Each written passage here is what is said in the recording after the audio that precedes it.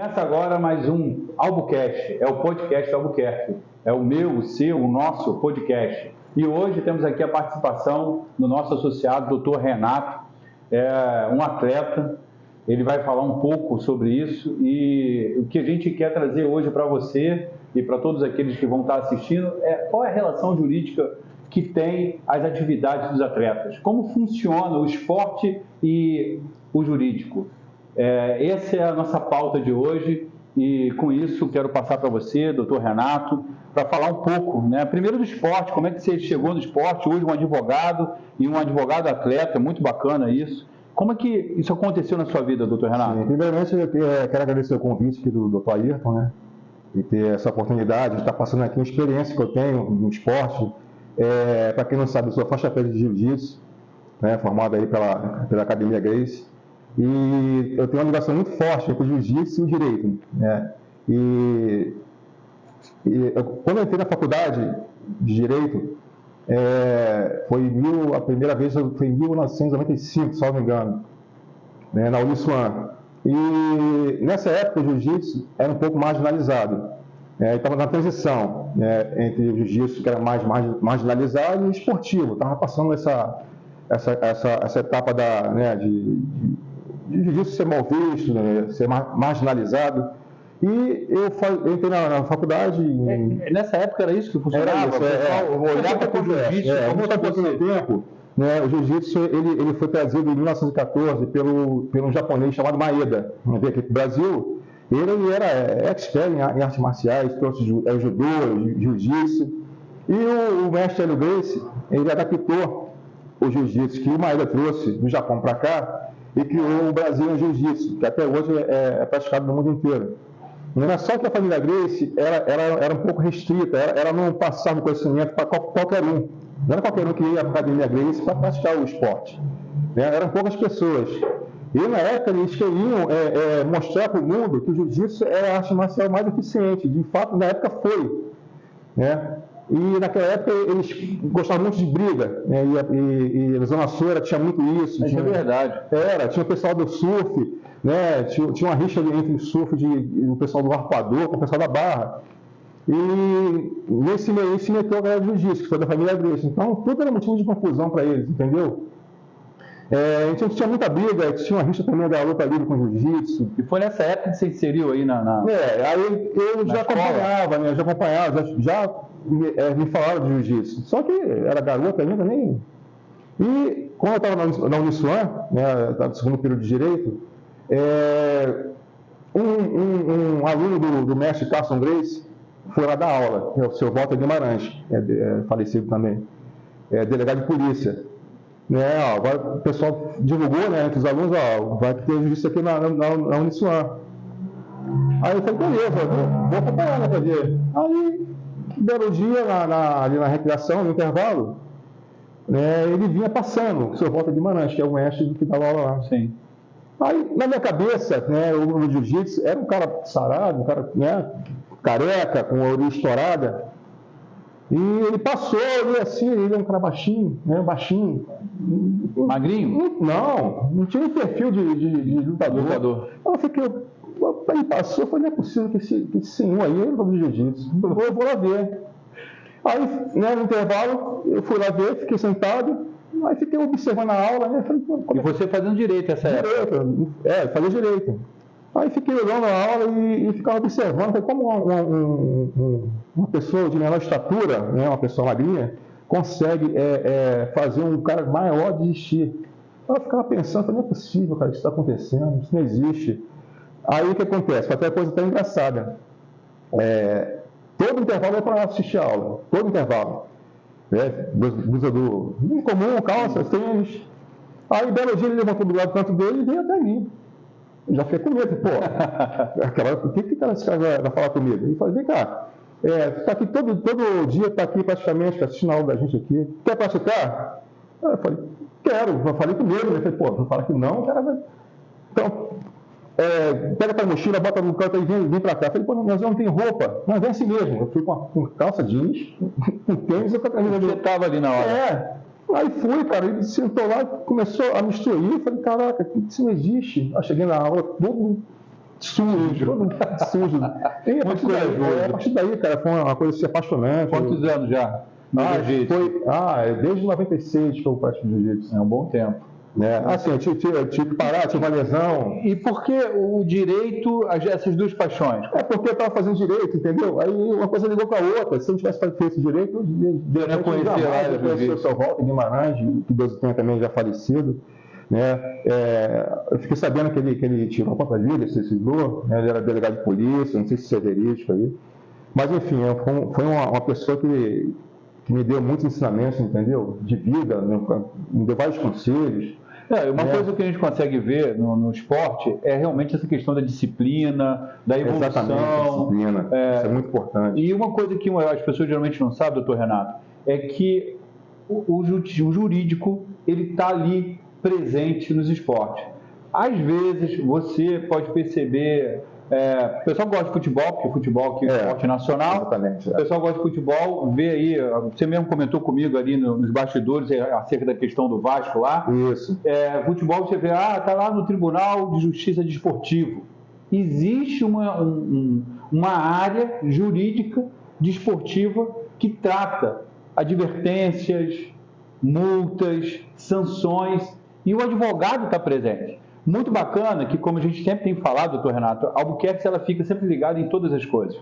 Há muito tempo, eu e minha filha, que é minha sócia, trabalhamos abrindo o leque, o radar, para poder verificar de que maneira podemos ser relevantes.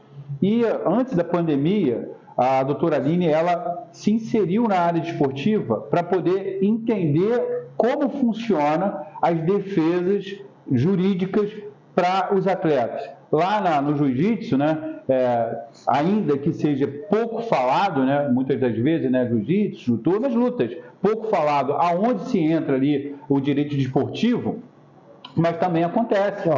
Também acontece. E isso é muito importante, isso que as pessoas estão nos assistindo, entender que, como advogados, também podemos atuar na justiça desportiva, defendendo, no caso, os atletas. E aí são, em cada esporte, situações diversas e normativas que são inseridas dentro. Lá eu não sei quais são as faltas, no jiu-jitsu, quais seriam as faltas mais relevantes. Hoje a gente tem várias federações, uma coisa que está muito profissional. Tirou a questão da marginalização e colocou uma coisa mais profissional. Então, a jiu-jitsu hoje tem várias federações, tem confederações, tem o Mundial, que é realizado no Catar, Emirados Árabes, que é o evento top de linha, entendeu? Paga bem o atleta que vence a competição. Então, antigamente, a gente tinha muito isso. Então, eu acho que essa questão do direito esportivo está mais ligada para o futebol. Acontece em muitos casos. Sim. O futebol, onde você vai ouvir falar mais. Recentemente teve o caso do Vasco Esporte, que teve aquela confusão lá na Ilha do Retiro. E isso vai para o Tribunal Desportivo. Foi para o Tribunal, marcaram um julgamento, teve até uma polêmica aí. Você sabe do resultado? Que eu acabei não sabendo. Mas perdeu os pontos. Perdeu? Mas perdeu depois, o julgamento aconteceu depois que acabou o campeonato. Sim. Para evitar aquele problema. Mas o Vasco não precisou dos pontos, Mas o que acontece? A previsão do julgamento estava prevista para antes do término do campeonato. Então adiaram e jogaram para depois do campeonato. Teve essa polêmica aí, porque se o Vasco perde por 8 anos, o Vasco não seguiria. E aí seria os pontos, dos cartões, que costumam dizer. Mas foi o que aconteceu. O esporte foi punido, punido justamente pela confusão que aconteceu. Exatamente, ele foi totalmente poupado. Mas o direito esportivo ele alcança o jiu-jitsu, alcança, sim. Claro que com muito menos ênfase como no futebol. Eu sei que a minha irmã é faixa preta em karatê. Salvo engano, o meu cunhado é primeiro dan, e eles também trabalham nessa área de luta, e eu lembro bem que o meu cunhado, por exemplo, foi desclassificado, porque no karatê você não tem contato, e aí ele deu uma wacha, acho que é uma wacha, aí bateu e o cara desmaiou na hora, foi desclassificado, e às vezes são menos as discussões nessa área de luta, mas ali tem falta, Sim, tem falta. Onde tem regra, o direito esportivo tem um direito, isso aí. E você pode discutir. Pode sim, às vezes o juiz está ali na luta e o juiz erra. entendeu? E hoje tem VAR no jiu-jitsu, tem tudo isso. Tem VAR no jiu-jitsu? Tem jiu-jitsu. Essa eu não sabia. Vai conferir, ainda mais quando dá empate, né? Quando tem um resultado assim polêmico, eles vão lá no VAR. No voleibol, eu fiquei sabendo que no voleibol tinha o VAR, que é aquela questão da linha, bola bateu, não bateu. Tem também. O jiu-jitsu também tem VAR também. Eles vão lá conferir se tiver uma polêmica aí, um golpe mal encaixado, que encaixou, o juiz não viu, eles vão lá conferir se de fato. O judô também tem. Né? No judô olímpico agora tem VAR. Eu gostaria que todos que gostam do esporte possam comentar. Eu sempre faço essa provocação, você que está nos prestigiando ouvindo o nosso podcast. Eu e o Dr. Renato estamos aqui sempre para poder ouvir vocês. O Dr. Renato é um associado nosso, trabalha conosco direto. Se gostou dessa linha do esporte, provoca aqui, faz um comentário, pergunta, a gente vai estar à vontade para poder falar. Vem Copa do Mundo aí, isso. Daqui a alguns dias tem a Copa do Mundo, né? Eu não sei se esse vídeo vai ser publicado essa semana, eu acho que é a outra, então já vai estar acontecendo aí o início da Copa do Mundo, e eu me arrisco a dizer que seremos campeão. Com certeza. Eu me arrisco a dizer, estamos com uma equipe boa, né? Tenho fé. O elenco está bom, foi bem selecionado, tirando essa questão do Dani Alves, que eu não concordo. O pessoal gosta, né? É uma polêmica, né? Mas o Brasil está bem estruturado, está com um plantel excelente, entendeu? E eu tenho fé que a gente vai ganhar essa Copa. Ó, se você ficar provocando, o pessoal vai ter os a favor e os contra o Daniel. É só colocar nos comentários aí. A favor e contra. Você é contra. E o mais importante é deixar o like aí no nosso podcast. Isso vai ajudar muito o nosso canal. Se inscrever, dar o like, ativar o sininho das notificações, é muito importante. Doutor Renato, muito obrigado. Você já ouviu. Continue nos prestigiando aí. Compartilhe esse vídeo. E até a próxima. Eu queria deixar também um recado também final aí para as pessoas procurar fazer um esporte, uma prática esportiva, né, visando a saúde, né, que é muito importante. Né, que os filhos, que colocam os filhos para praticar o esporte, não só o jiu-jitsu, mas qualquer esporte, né, que o jiu-jitsu salvou muitas vidas. O meu mestre Marcelo, né, que hoje é meu mestre, ele tem uma história de vida muito boa. Eu acho que eu ia até convidar ele para trazer ele aqui. Por favor. Até para falar um pouco mais do esporte, eu conheço um pouco do jiu-jitsu. Ele tem uma história de vida fantástica. O jiu-jitsu com certeza salvou a vida dele de coisas que, enfim, que o mundo coloca. Faz o convite, ele vindo, o pessoal pode aproveitar. É uma história fantástica, um projeto social muito bom, muito lindo, lá no Complexo da Maré. Ele tinha uma parceria com o José Aldo, que foi campeão da UFC, mas infelizmente essa questão de política. O projeto acabou, mas ele já colocou outro projeto, entendeu? E assim, o cara é fantástico, cara, a história de vida é muito linda dele. Entendeu? E o esporte, o jiu-jitsu aí, no caso que você defende? Para você ter ideia, ele começou em cima de uma laje, né? Colocou lá uma lona lá e chamou o pessoal para treinar, e ele começou lá de baixo, cara, e o cara fantástico, entendeu? História muito legal dele. Renato, conversando contigo aqui, eu senti vontade de fazer o esporte. Acredita? Já deixa o convite. Já deixa o convite aqui com vontade. O pessoal pode até rir, mas você vai ver que eu, quando decido o negócio, vou estar lutando junto com o doutor. Exatamente. Eu acho que deveria ter nas escolas de jiu-jitsu, cara. É um esporte fantástico, entendeu? É maravilhoso esse esporte. Ele educa, ele coloca a criança, né, no bom caminho, entendeu? Vamos promover isso, e lá no projeto, várias crianças, né, que estavam fazendo coisas erradas conseguiu entrar na linha para o jiu-jitsu. Muito bom, muito bacante. Gente, mais uma vez, obrigado. Doutor Renato, muito obrigado. Agradeço a participação e até a próxima.